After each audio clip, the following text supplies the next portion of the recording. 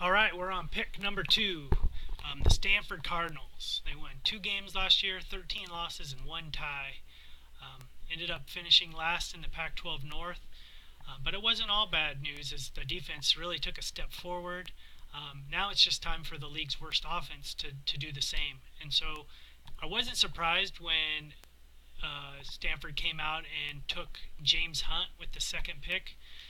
Here's a running back that has all the skills to be a really stud player.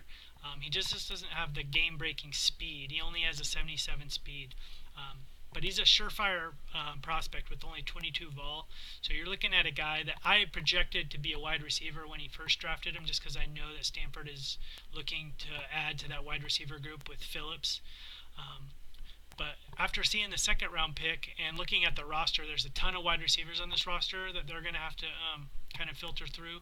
I don't see very much at the running back position. They did pick up Eddie George in the transfer market, but I don't think he's an every down type of guy. So I'm gonna go ahead and think that Hunt's gonna end up being the lead back in this attack. Maybe he'll end up moving to wide receiver later on, kind of like Phillips did.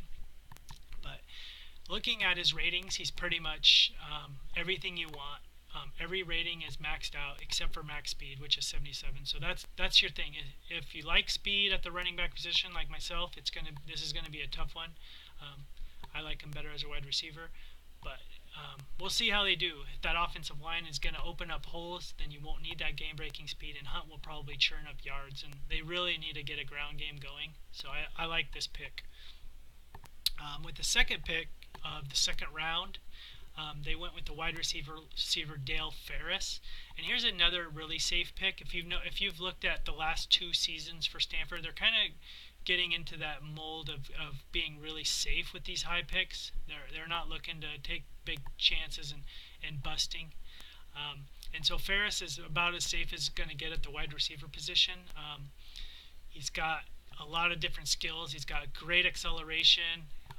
Not the best hands, but he's got in the 70s hands, so that's not the worst. That'll get by.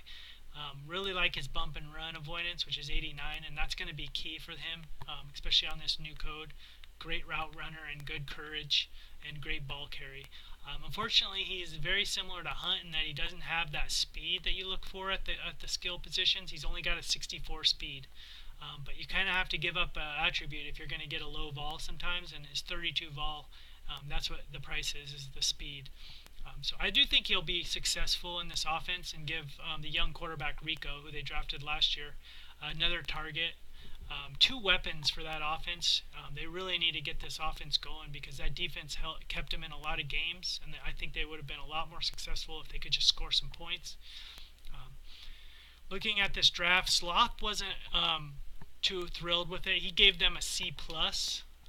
For me, I thought it was better than that. I thought it was a B. I do think that Hunt and Ferris are both going to contribute a lot to this offense, especially even as freshmen, just because of the depth at the positions.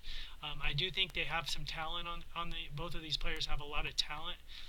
They're just not game breaker type of guys.